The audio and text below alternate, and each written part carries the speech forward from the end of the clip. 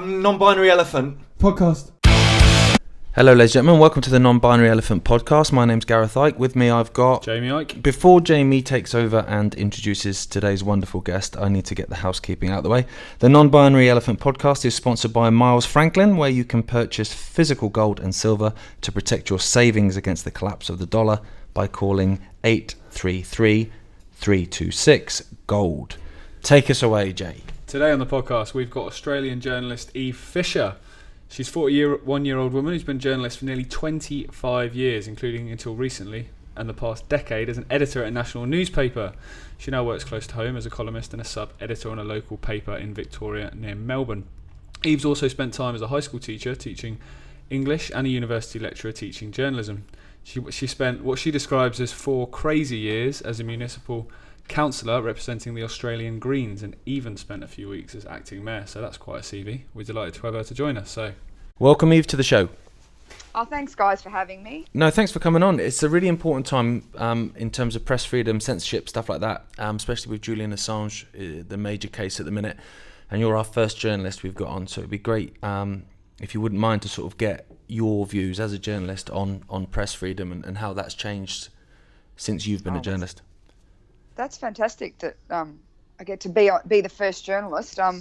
It's such an important thing, and we've had. Obviously Assange is an ongoing issue now, but we've actually had the past couple of days really huge things happening here, which is the Australian Federal Police has raided our national broadcaster, the ABC. They raided them today, and yesterday they raided an editor's home from News Corp. Wow. About a story she'd been doing about spying, government spying, and it's sort of gone crazy. I just don't think people realise how big it is. That the fact this has been able to happen, especially with our national broadcaster. I just saw on Facebook someone had posted that the warrant for the search warrant from the AFP had said that they could It allows the AFP to add, copy, delete or alter material in the ABC's computers. So they basically can do whatever they like in a media company's computers during the search. So it's terrifying. It's just absolutely terrifying. So they can basically just go in, find something that's exposing something they're doing and just delete it? Yep. Amazing. That's amazing, isn't it? What I found crazy, because they passed a law in Singapore recently, which was basically exactly the same. If a newspaper or a TV show or whatever wanted to expose something that the government deemed to be either not appropriate or not true, that they could just retract it, they could take it out. Which I guess is the same thing, isn't it? Yeah, exactly. This may as well be state-controlled media. We may as well be in China because, the ABC here is supposed to be independent.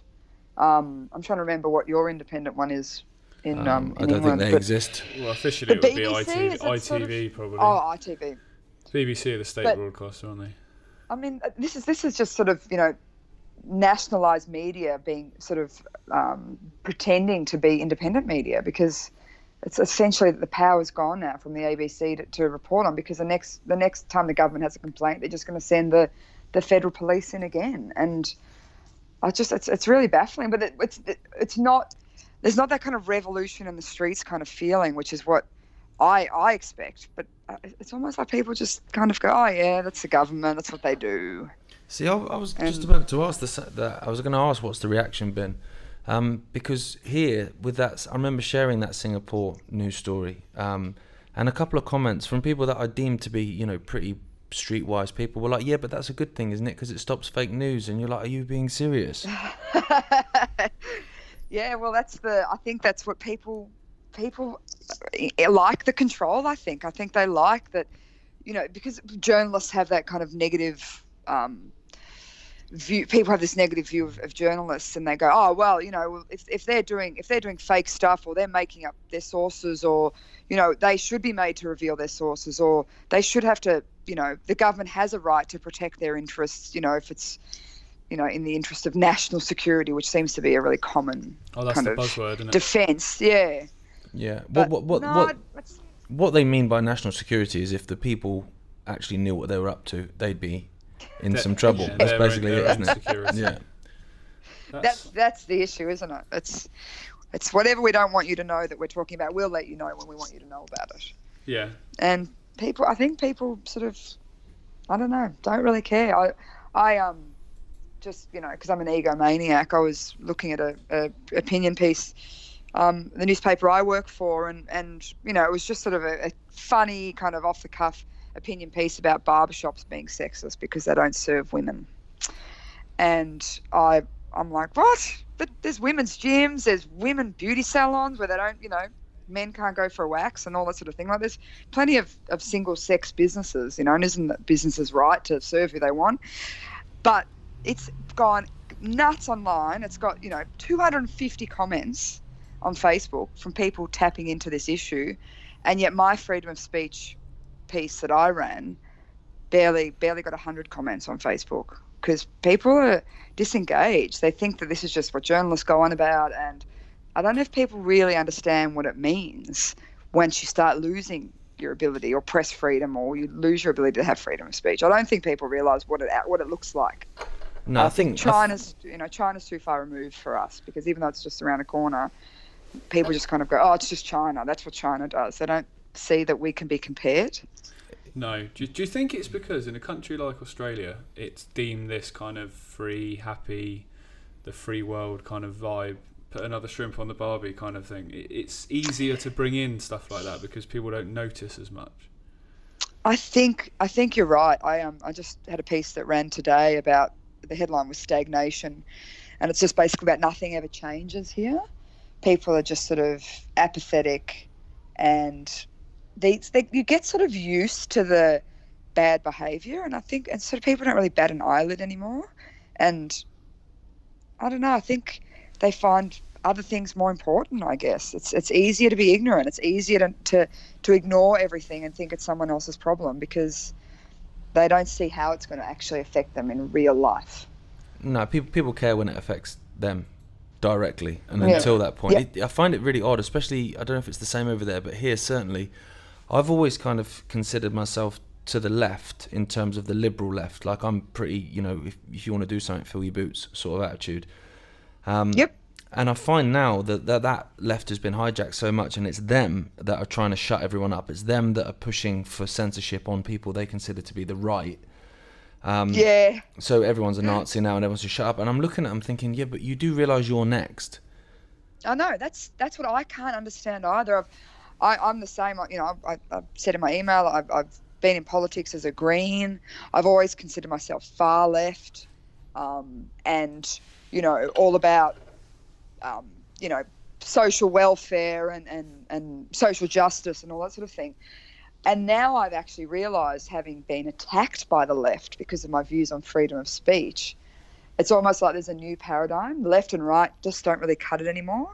No. Because I had all the full-on alt-right wingers jumping on. I had to change my name on Facebook because all of a sudden I'd become this darling of the alt-right because I'd defended this really right-wing journalist here, and it was like, oh, well, you must be a right-winger then if you're don't think that, if you think Bolt can say what he wants to about a pedophile priest, then obviously you believe that in all these other freedoms in inverted commas that the alt-right want. And it's like, yeah, but no, I'm not. I believe in people's right to be able to speak. It's a human right to actually be able to speak, and I'm not promoting hate speech, and there's laws against hate speech. So I kind of don't understand why people think it's okay to restrict speech even further. If we're protecting people from hate, we're protecting people from violence, but what are we protecting them from if you can't have views that are different or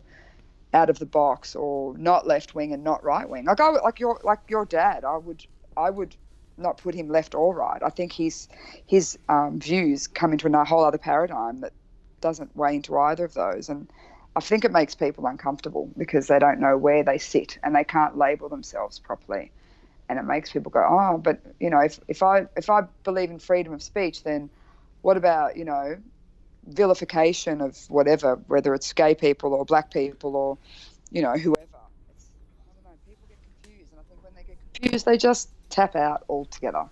Yeah, I agree. I think it's interesting in this country. There's a couple of figures that are quite controversial, and they're considered to be far right. A journalist called, well, I say journalist, a woman who's on the media a lot, called Katie Hopkins, and a politician called Nigel Farage. And the fact that they're almost like the posters for freedom of speech, when once upon a time it was the left and the leftist students that were the ones that were protesting to demand it. And it's gone full circle in not that long, because it was the 60s, wasn't it, at Berkeley University when students were marching. So you're talking, 60 years, and it's gone full circle. I think the thing is as well is that the centre's moved. So Nigel Farage, Katie Hopkins are far right. 20 years ago, they'd have just been a little bit right of centre, probably. Yeah, because you're right, because the left is become much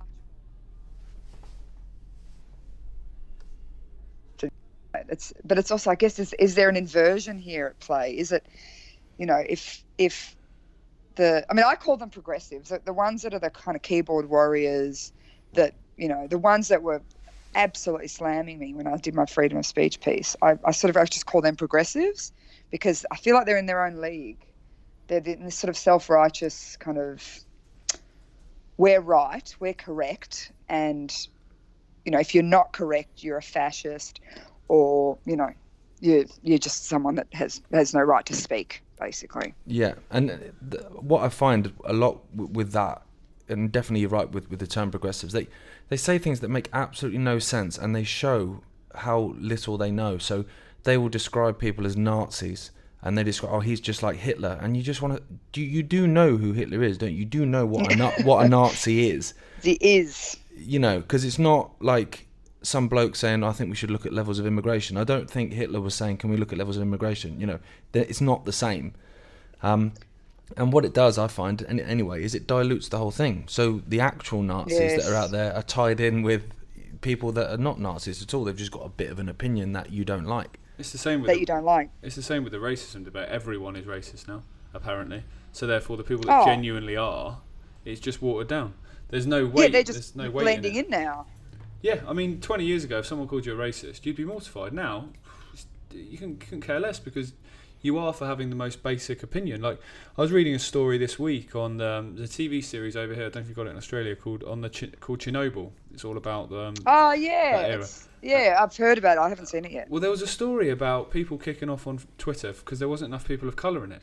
You're talking about Russia in the 80s? Yeah. To be historically accurate, there wouldn't be. And it's like, but that doesn't matter anymore. We don't need to be accurate when trying to portray something, because it has to tick these boxes. And it's like, where does that end? It doesn't end. That's the thing. I just think it keeps going until, I don't know, until we are just completely state sanctioned and we don't get to speak, and our newspapers are owned by the government, and our televisions. It's I'm talking as though our media here is free anyway. It's still, you've still got your left-wing media and your right-wing media, and you've still got, the ABC is seen as really left-wing, and that's why the current federal government hates them. And I don't know, it's definitely getting watered down. And I think I posted some kind of libertarian thing the other day, that it was an American thing. It doesn't really fit into the Australian context, but it was like, you shouldn't have to pay taxes to collect rainwater. You shouldn't have to pay taxes to have solar panels on your roof. You shouldn't have to pay this registration fee, this amount, this thing. It's just constantly being charged stuff. And we have that here, like I pay teaching registration even though I don't teach anymore. I pay teaching registration every year. I get no service for my $140 from this organisation, except that I have to pay them every year. And so I posted this, and the outcry was like, this is straight out of the Tea Party's Libertarian Handbook. I was like, oh, really? But okay, I went and Googled libertarian, and that actually comes from the alt left. And it was, it believes in people being free to do what they would like responsibly. And then it was hijacked by the right and the Tea Party and all that sort of thing. And I don't know. It's all a very confused state of play now. Yeah, I think no one knows. I think you're right in terms of you share an opinion, you read something, you see that, and you go like, do you know what, I agree with that, so you share it, so then you are of that then in people's opinions. And I think that, like, Nigel Farage, for instance, like Jay mentioned him a second ago, I'll see something that he says about the EU, for instance, now I agree with that, so I'll share it and I'll say I agree with that. Oh, so you want this, you want that, you like, well, no, I didn't say I agreed with other things he said, I just said I agreed with that thing. And then Owen Jones, who's a journalist here, I can't stand the guy 99.9% of the time. He's so up his own arse. He's coming back out again. But he does occasionally say things, and I go, do you know what? The guy's right. And I'll share that. Oh, so you're a fan of Owen Jones, are you? And oh, Jesus wept, man. I just had an opinion. Yes, but you can't anymore. You have to be in your box. You have to be in your label. Everyone loves a label. They want to know that you're clearly identifiable. And if you're not, like I went to a Greens meeting. This was my last Greens meeting I've been to. And one of the women who I really like was like, I was like, oh, I haven't seen you in ages. And she's like, well, you did go a bit silly, didn't you? This is after the freedom of speech stuff. And I was like, I'm sorry? Oh, well, you know, and I'd written things about my time on council as a councillor and how, you know, I think my last line was it made the bile rise in the back of my throat and reminded me of why I got out of politics. And they just didn't like the fact that I denigrated politicians because they thought that I was denigrating the Greens. And I'm like, I didn't even mention the Greens. I was talking about local government. And all of a sudden, my whole branch cracks the shits that I'm speaking out about the pathetic state of politics in this country. And so I just sent a scathing email and quit and, you know, told them where to go. So that was that. That's my time done. Often the best thing to do, I think. It is. People focus too much in politics, in the media, where they get information on who's saying something and not what they're saying. Because you might disagree, as Gaz said, with someone like Owen Jones, where you disagree with 99.9%. But if that 0.1 is spot on, share it, because it's, you know, it's something you agree with. You don't have to agree with everything somebody says. No, you don't. But that's the whole pigeonholing people, putting you in a label. You can't. It's safer. It feels better. It also makes people shut up as well. I think, you know, if you feel like you can't say something, then you won't say something. So in terms of, we were talking earlier about, you know, if you say this, you're a racist. If you say this, you're a sexist. If you question immigration, you're a bigot. You're a this, you're a that. And because they change so many terms left, right, and centre. So you mentioned earlier that people were complaining people of colour. Now, when I was a kid, saying someone was coloured, that was racist. Yeah, me too, right? Yeah. No, I'm not coloured. I'm black, or I'm Afro-Caribbean, or whatever. But now they're people of colour, so now that's acceptable. Okay, so your different generations are going, well, what is acceptable now? I don't know. I'll tell you what I'll do. I'll say nothing. Yeah, absolutely. Say nothing. Yeah, and that's the plan, isn't it? Safer. So much safer to say nothing. That's the plan, exactly. That's the plan. Shut us all up. Yeah. Get us watching our little telly screens and, you know, 984 is completely coming true, or is come true. And I don't know. I taught 1984 to year 12s, and I had a parent come to parent teaching for you. He goes, well, I don't understand why you teach these old, irrelevant stories that have got nothing to do with modern day society. And I was like, have you read the book? Do you know what's happening? But I think, I don't know, people, you know, it's even, you know, talking about environmental stuff about, you know, make this little bit of effort or make that little bit of effort. And people go, oh, I've got no time. I've got no time to do that, or I've got no time to care about this sort of thing or be involved in that kind of thing. People are sort of removed now. They're just in their little social media world, and they're all glued to their devices, and yeah, it's sort of the apathy seeping through, because the federal police just raided our national broadcaster, and no one except for the people you would expect on Facebook to be up in arms about it. This should be everyone is up in arms about it. Yeah. Most people don't like looking in the mirror and realising they've actually got to get off their arse and do something, though. No, but people also don't, in my experience, they don't like being told stuff they don't want to hear. So I kind of think of the analogy where I've gone to a nightclub and I've seen my friend's wife getting in with another fella. So I go round my friend's house, I mate, I've just seen your wife kiss another fella. A lot of the time, my mate's going to have a go at me about it. Yeah. He's annoyed at me. His anger. It's none of your business. Yeah. Yeah. And it's like, yeah, but that's really bad what she's done. And it's like, you shouldn't be getting involved in my blah. And it's almost like that's how people are. So you're telling them, look, this is what's going on, and they just don't want to know. So they're going to attack you. So they want you to shut up. This video will get called sexist now because you've done it that way around. Well, yeah, well, the guy's cheating on the girl too. Everyone's cheating on everyone. It's one of them. Well, I mean, it's, like I got into a fight with quite a good friend on Facebook, and I can't remember the actual story. Something Matt Damon's, it was a hashtag Me Too thing. Matt Damon said something, and Minnie Driver got I upset remember with him. it, yeah. It was. I think he was just basically saying sex assault is a spectrum. Basically, is what he was saying. I think is the vibe of it. And a friend of mine on Facebook wrote something like, there is no spectrum. Sex assault is sex assault. I'm like, yeah, maybe the woman who got her ass slapped by a boss or something at work is a little bit different to a woman that got gang raped. No, it's not. Sexual assault is sexual assault. It's disrespecting women. And I was just like, whoa, maybe you need to ask rape victims that, because you're projecting this onto them. But it's not the same. An ass slap is not the same. It's still disrespectful. It's still denigrating women. It's, still the boss-employee situation, but it's not the same as rape.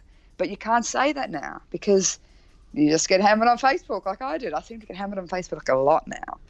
Well, there was cases in this country, weren't there, of actual victims that were in the Me Too movement that were actually getting abused by it for saying that things like that it's not the same. Really? Yeah, in the UK. Yeah, there was a particular woman, wasn't yeah. there? Yeah. Because of course it's not the same. I mean, I've fortunately never been gang raped, but I have had my arse pinched in a pub, and I can guarantee that it ain't the same. It's not. It's just. I just can't believe we actually have to have this discussion about it. Exactly. I had a similar scenario where I was actually. It was around Boxing Day, so it was Christmas time. It happened, and I went to meet some friends, and his dad was there, and we started chatting, and he said, his dad said to me, have you seen that Matt Damon story? And I went, yeah, what a load of nonsense. Because, like you said, what he'd actually said was that the rape needs to be treated by the law. They need to be arrested. They need to be locked up, X, Y, and Z. In terms of pinching someone's backside or whatever, there needs to be education. It needs to be disciplined. It needs to be do this and do that. But it's not the same. And yep. My friend, whose dad I was talking to, his girlfriend got up and stormed out and said, I don't need to listen to any of this shit, and walked out. So yeah.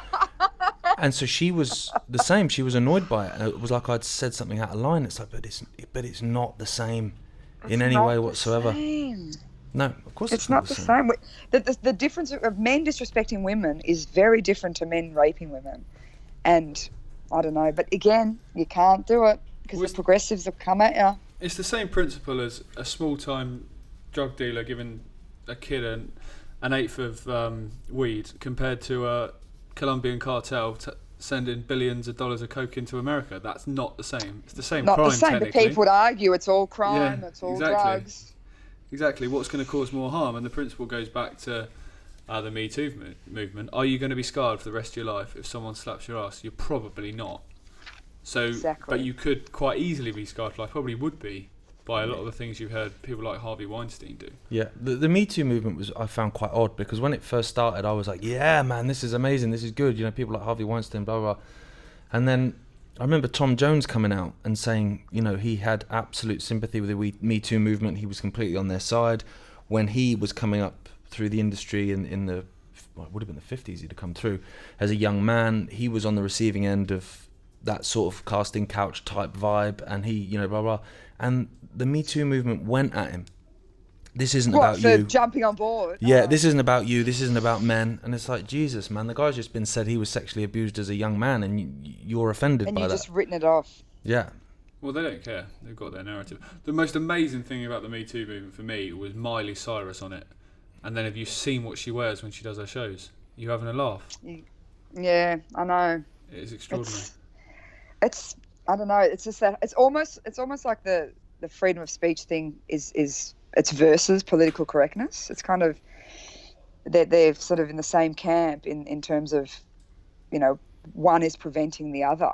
And I don't know, that the whole I'm offended, I don't know if it's just young people, the whole I'm offended thing, like my journalist friend in the barbershop. But it seems that you can't actually say anything now without offending somebody about something. Oh, no. Being offended and being a victim is the new religion. It's the new thing. Like when I was a kid, it was like, I was never like this, but you would have the attitude of my car's better than yours. My dad earns more money than you. I've got a better job than you. I'm better looking than you.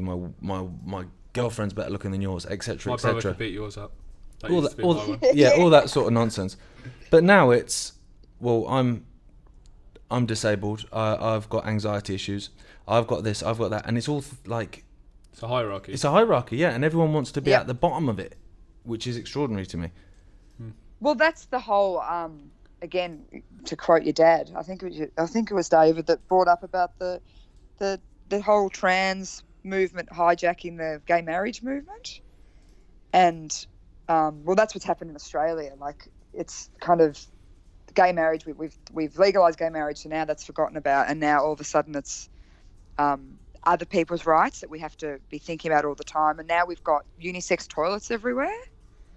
And I've taken a personal affront because I don't want to share a toilet with a man. Nope. I don't want to have the piss all over the floor and the stench and being in a toilet with a man. I don't want that.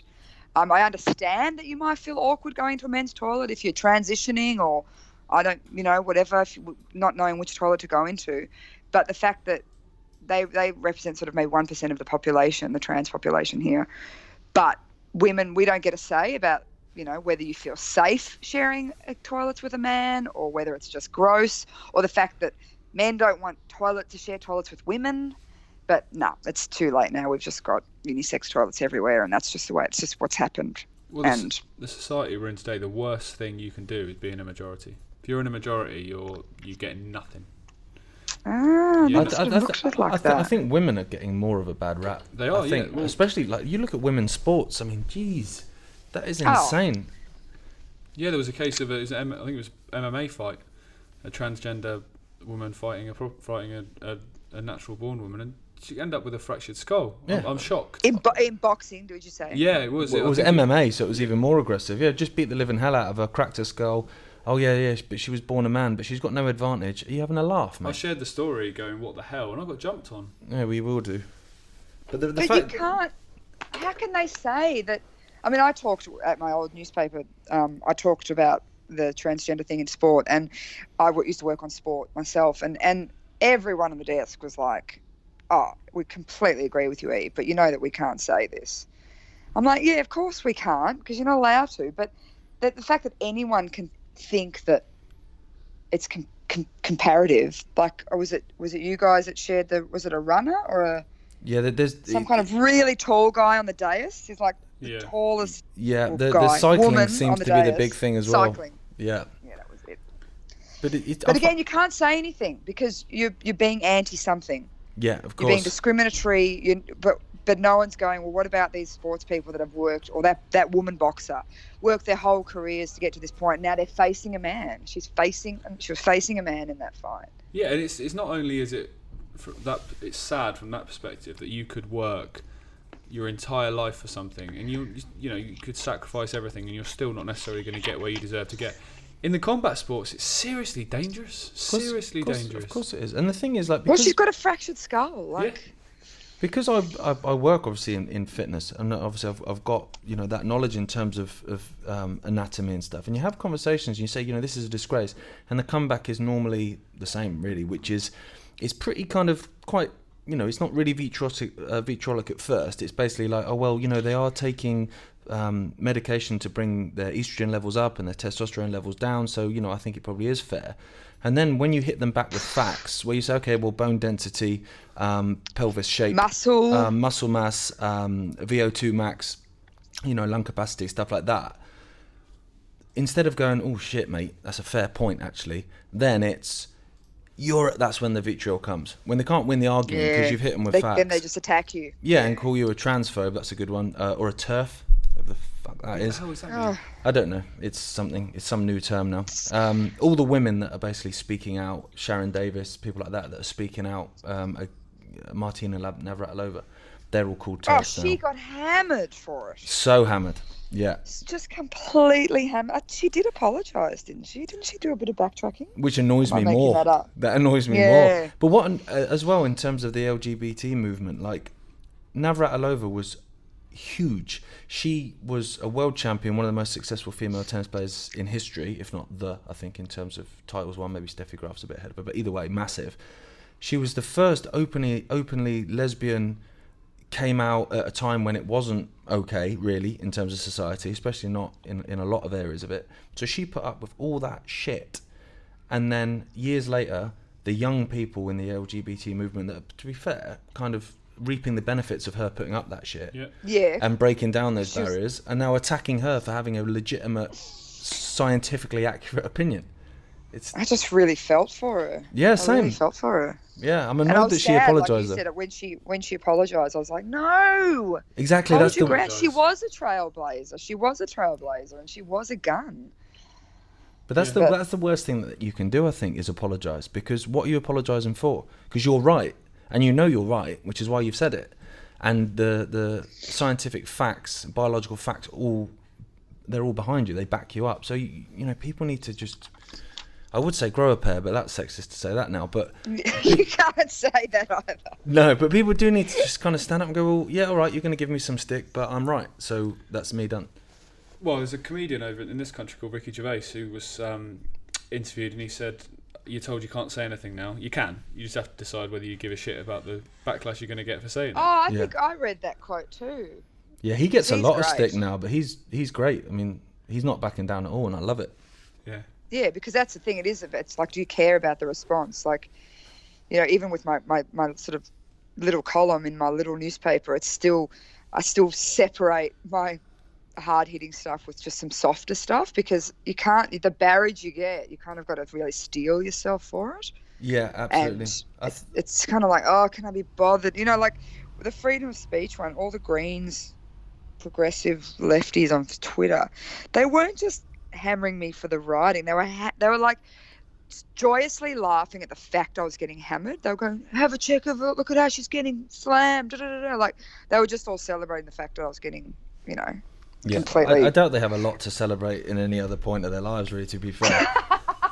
I think the thing to take away from it as well, I think, which kind of makes it better and makes it easier, and obviously Ricky Gervais knows this because he's everywhere all the time, is that actually the people on Twitter and the people on Facebook that shout the loudest, they hit caps lock before having a go at you, they are such a minority. So if you live looking at your Twitter or your Facebook, you think, shit, man, everyone's against me. But if you stepped out and you walk to the pub or you go to the shop, you have a conversation, the people are on your side. It's different. Yeah, totally. Yeah. The population's on your side. It's just the ones on social media, they just shout louder, don't they? It's the keyboard warrior thing. It's just they literally they think that they're safe behind their keyboards and they say what they like, and it's like, well, do you really actually ever think about stuff though? Do you ever actually think about what's going on? Like, I spend a lot of time questioning about whether people actually want freedom of speech in the first place. Like, it's sometimes I think people are happy to live sort of in their own little world and not worry about anything and not think about how it might impact them, because they just don't kind of go there at all. I mean, Are we asking the wrong questions? Do we, you know, are we trying to protect something that people are not interested in? That's what I worry about. And it's like Gaz said earlier, people never worry about something until it affects them, and then alongside that, people think it never will affect them, so that's why they don't do anything about it. Yeah, and like you said earlier, we're going back and forth here about people caring more about what someone said than what they've said. If I don't like you, I'm quite happy for you to have your freedom taken away. Balls to you. Yeah. And that's the attitude that they have. Yeah, they do. That's the attitude. Yeah, which is extraordinary. Like I think, like Tommy Robinson, for instance, is an arsehole in here in the UK. I've had many arguments with him on Twitter before he got kicked off, but I was annoyed when he got deplatformed because I don't believe in people being deplatformed. No, I agree. I think there's that's the same with Alex Jones as well, wasn't it? Yeah, exactly. If you don't like him, don't listen to him. It's very simple. Don't listen to him. Yeah, it's real simple. Just click block, and you don't even have to see him in your timeline. It's not a problem. But they don't want other people to listen to him either. That's their problem. Like that Palestinian poet that was banned from entering Australia. Yeah. They're banned from entering the UK, I think, as well. Or was it the US? God. It was another country, yeah. Yeah, I think there was another country as well. It's just... If you're scared of poets, Jesus. Worrying, isn't it? I know. But even when David was banned, no one cared. There was the uproar was my piece. That was it. People go, oh, I never heard of him, or, you know, don't like his ideas, or he believes in lizards. Oh, no, don't care. He deserves to be banned. It's like, what? Yeah. But this is the thing. You don't have to believe in his ideas. Care. You don't have to believe in it. It's absolutely fine. Just don't listen to it. Don't read a book. Don't watch a YouTube video. It's real easy. But people just want to shut everyone up. that they disagree with. And like you said, it's that But progressive what attitude gain? of I'm What's right. the gain for them? Well, there you What go. are they Well, if you- gaining It's a good from point, yeah. If you believe you're right, so the progressive attitude you mentioned earlier, if you believe that you're right, then by definition of that, everybody else is wrong. So fuck them. They don't deserve a. Yeah, if platform. they're wrong, their opinion doesn't count. Yeah. it? Yeah. It's like you That's were saying about 1984. It's mentioned this in the podcast the other day. It's the Orwell's forgotten people, the deplatformation of people, the banning of people from countries. It's just effectively erasing them like they don't exist. It's revisionist stuff. Like, there's revisionist things going on all the time in our history books and our school books, and it's just right. Just people get taught stuff in their indoctrination years at school, and they'll just believe whatever you tell them. They just literally will just believe it, and until you tell them something differently. Absolutely. And it's kind of, I don't know, it's kind of, we're at this very weird junction now. And then you've got obviously like Julian Assange, it's this really long story now that's happened. And people are sort of going, oh yeah, whatever. That was a guy that was in the embassy for 7 years, whatever. Yeah. It's like, but do you know what he's doing? Do you know what America's doing? Do you know what the crimes are? Do you understand what's going to happen to him? Nah, people don't care. I feel he's kind of he's the poster boy, isn't he, of press freedom, and I think the reason they're going in so hard on him is as that message to everybody else. See, this is what happens. And it'd be interesting to know what's the kind of coverage of him in Australia, given he is Australian. There's not really any mainstream coverage. John Pilger's a really famous journalist. He's been really sort of advocating for him a lot, and there's a lot of stuff turning up on the feeds about what it means, what it means, because people don't even understand what it means. They just think as long as everyone's being nice and saying nice things, then they don't understand the impact.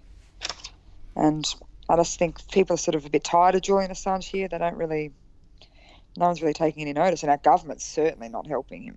No, I just saw that. Like, there's a leadership election over here at the moment to be the next leader of the Tory party, so therefore the Prime Minister. And the current Foreign Secretary came out yesterday and said that he wouldn't stand in the way of an extradition to the States. And it kind of ties into what we've already been talking about, where the microphones think differently to the public. Is if you spoke to most people on the street in the UK, they would be massively against that. Once the situation was explained to them, this guy's been arrested for this is what he exposed, and this is what they want to do, and he's going to face if he goes over. Most people would say, yeah, definitely, he shouldn't be extradited, we need to look after him, we need to protect that. But the leaders are saying exactly what they're told to say. Yeah, but he'll still win. Jeremy Hunt's cozying up to America, isn't he? That's exactly what he's doing. Is that the guy that's going for the leadership position? Yeah, Yeah, I he's one of them, yeah. I don't think that's because he's foreign secretary at the minute, isn't he? I don't think that's that him coming out and saying that 3 or 4 days before Trump came to England. Oh, it's not an accident. Was no. an accident. I think he's Yeah. Oh, you guys have got Trump visiting. Oh, he's there now. He goes home tonight.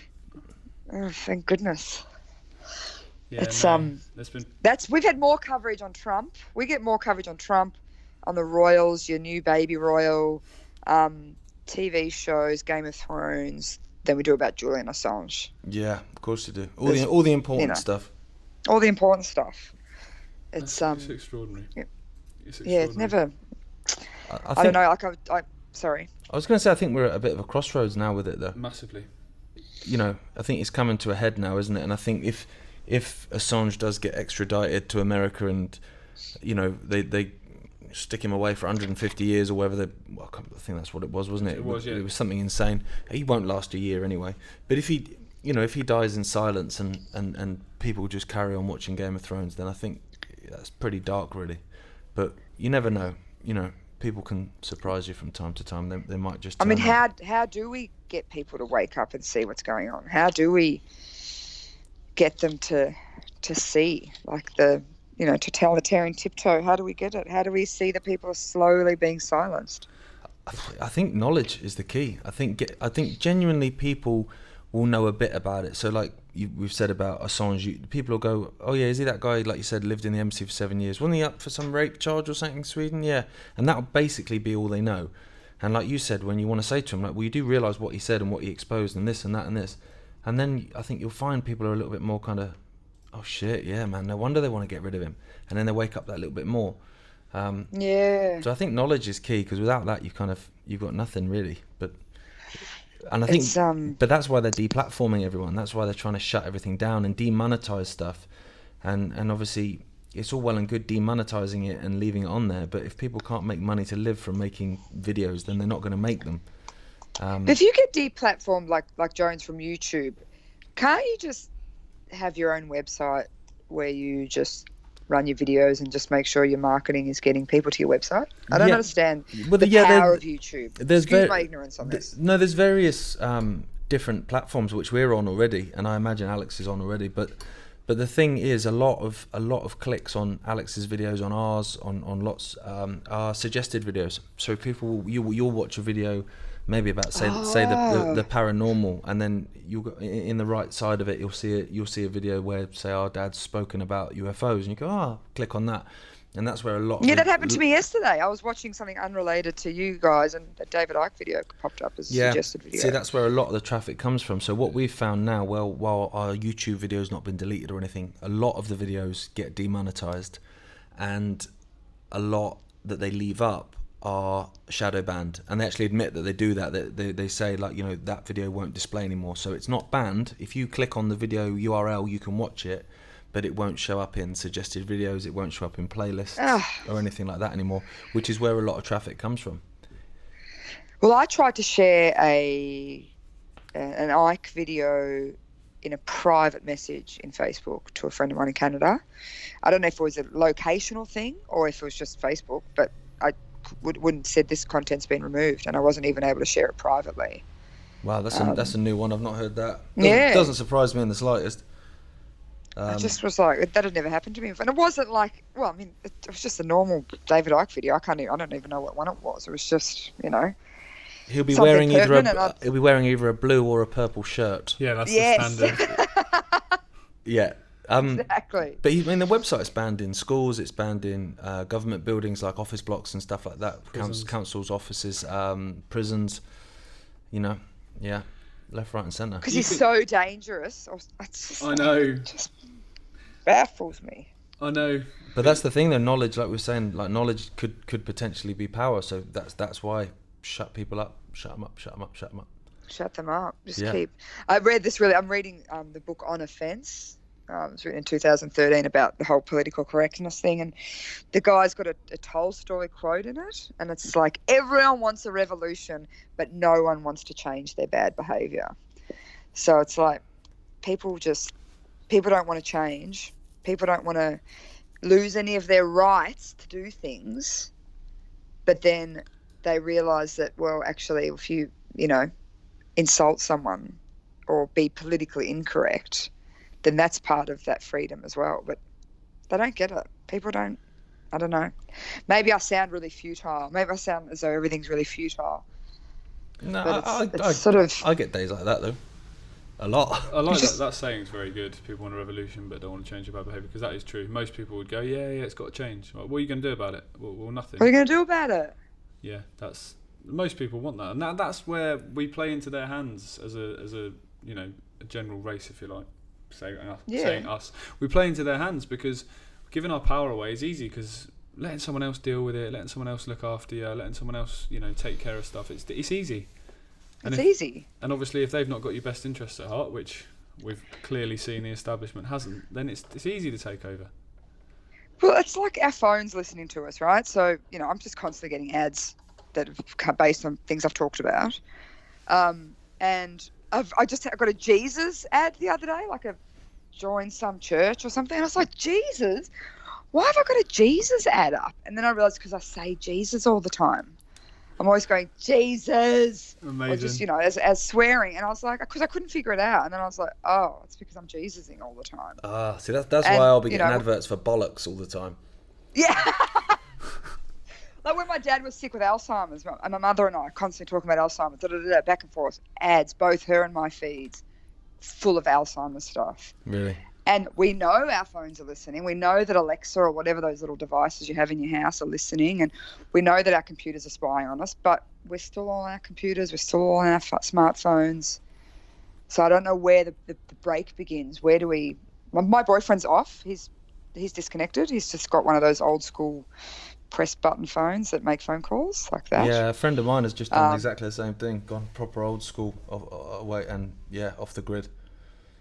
Completely. Like, he uses my computer and that's it. Just sort of, he's like, nah, I'd rather study my books, make music, do anything, not be scrolling on Facebook or Twitter or Instagram or, whatever the young people are using now, Snapchat and stuff, because it's all just a trap. Yeah, it is a trap, totally. Unfortunately, with us, with what we do, we're sort of forced to use it constantly. Try and use it to your advantage too. Yeah, exactly. But I think if I just say did the personal training and that's all I did, then I would like to come off the grid. I mean, I do it every now and then. I'll obviously I use the computer for work, but I'll take a month off social media. Just go, I'm out for a bit, and you don't all feel. That's better. You feel so much better. You feel better, don't you? Yeah, you do, absolutely. It's so addictive, and you think you're missing out on stuff, and it's you realise you're not actually missing out on anything. It's almost like the more devices we've got and the more ways that we think we're free, the less free we actually are. We think that we've got all this freedom, and I'm talking to you across the other side of the world. It's not costing us anything, but we're tapped into these devices and we're not as free as we think we are. In fact, we're less, Absolutely. far less free than before we were plugged in. And they play on that. Yeah, we did an interview a while ago with the guys that made a documentary called Plugged In, which was all about social media and the toxicity of it. And it's frightening how it's all completely orchestrated and completely planned to be exactly that way. Exactly. From the beginning, yeah. And I must admit, like when I'm out gigging every now and then, if I go up to the Highlands of Scotland or on the islands and stuff, you can't get a Wi-Fi signal. It's just not worth it. And you don't see any trails in the sky. You don't see anything like that. You'll just be driving down dirt tracks and there's stags just stood by the side of the road. I'm like, do you know what? That's freedom. That's freedom. Yeah, it's amazing. Absolutely. And the whiskey's great too, so Yeah, it's an interesting time we live in. I mean, I don't know how old you guys are, but I didn't see the internet till I'd finished school.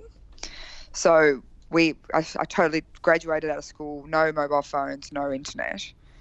And now when I've been teaching, I had, kids saying to me, were there issues with sexting when you were at school? I'm like, dude, we didn't. We got excited when call waiting came in for our landlines where you could hear that another call was coming. That was a really big deal when I was a teenager, when that came in. We didn't have any of this kind of freedom. We didn't have all the world knowledge at our fingertips just by looking on Google. They just couldn't even fathom it at all. They just were like, no, that's weird. I think I'm probably a similar age then. I was, about the same age, I think. I remember when you'd be trying to phone a friend and it would just, on a landline, and it would just be going, engage the whole time. And then there was, I can't remember the code now, but you used to be able to put in a code and then put the phone down and it would start ringing as soon as their phone became unengaged and you could pick up the phone. Oh man, that was amazing. That's exciting. Yeah, how weird things change. I remember not having a touchscreen phone. That'll show my age there. Yeah, right, yeah. Nipper. A rotary dial? No, like a mobile phone. I mean, like. He's showing off that like he's young. Nokia 3210. Yeah, I had one of them. The game Snake used to be addictive on them. Yes, that was about as far as our device addictions went. Perfect. It's but there's I guess we just have to figure out the way to use social media to our advantage to help people wake up and help people become more aware. But I don't know. To me, when the police raid a national broadcaster, I would expect protests in the street, but that's not happening. No. It's just, the ABC's been raided. No, it is disheartening, I must admit. But I refuse to lose heart. No, I couldn't go. No, I can't lose heart. No, without hope, we're nothing. No, exactly. We've got to just, fight the fight and just, even if you can wake a couple of people up, it's just, even if people, want that autonomy and that self-determination and realise that they're a sovereign being and beholden to no one and beholden to no label. It's until people start realising their own worth and stop being victims and stop playing into the collectivism. I don't know. I guess we just have to keep working on that. Amen. We do. Slowly but surely we're getting somewhere. Yeah, absolutely. And you guys do an amazing job, and your dad does an amazing job, and it's, you can only do what you can do. Exactly that. Right. Well, that's a positive way to end it, I think. We've been chatting for an hour. What people don't realise as well is just how long it took for us to get the line working. We had a bit of a nightmare, so thanks for bearing with us there, Eve, because you were getting cut off left, right, and centre. but we got there in the end. Oh, thanks, guys. I really appreciate this, and I appreciate the opportunity, and I hope I haven't chewed your ears off. No, too not much. at all. It's been fab, and hopefully, in a few months or whatever, when you can come back on and we'll have a chat about what else is going on in Australia. It seems like Australia things are kind of accelerating quite a lot. So in terms of the censorship and stuff. So, I mean, yeah, well, it's a hotbed, and we've only got 25 million people, so I think they've got their fingers in a bit to try and control us quickly. Right. Well, if anything happens, then get in touch. It'd be great to chat about it. Yeah, and we'll set an ambitious aim of one day doing something face to face if we're ever allowed in. Oh, absolutely. Well, I'm also trying to come to you guys, so I'm trying to figure that out. Oh, okay. Just trying to, yeah. We'll find a way. We'll get there. Get that interview with your dad that I was meant to have face to face before he got banned. So absolutely. I was yeah. But we'll figure it out. We will indeed. Right, thank you very much for joining us, and keep up the good fight. And you. Thanks, Eve. Take care. Bye-bye. Take care. See ya. Thanks, guys. Bye-bye. Bye-bye. That was worth all the hard work to get her on air. That was worth all the hard work. It was so frustrating at the start. I was about to cry. Yeah, you looked like you were negging out a bit. Yeah, I wasn't happy. No, but we got there. So I hope you enjoyed that, ladies and gentlemen. Eve's a wicked journalist over in Australia who's, as you've heard, kind of revealing loads and loads of stuff. So she'll keep fighting, we'll keep fighting. Cool. Right. You've been listening to the Non-Binary Elephant Podcast, sponsored by Miles Franklin, where you can purchase physical gold and silver to protect your savings against the collapse of the dollar by calling 833-326-gold. See you soon. Brilliant. One more thing. Chocolate oranges are available from Rawlinson's.